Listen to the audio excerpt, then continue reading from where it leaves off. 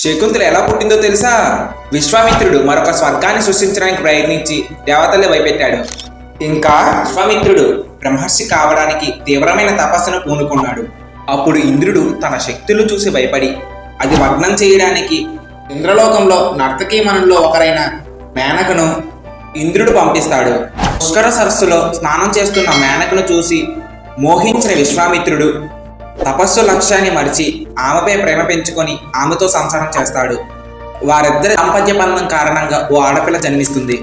తను వచ్చిన పని దిగ్విజయంగా అయ్యిందన్న కారణంతో మేనక తనకు పుట్టిన ఆడబిడ్డని విశ్వామిత్రుడికి అప్పగించి స్వర్గానికి వెళ్ళిపోతుంది. దాంతో విశ్వామిత్రుడికి నిజం తెలుస్తుంది.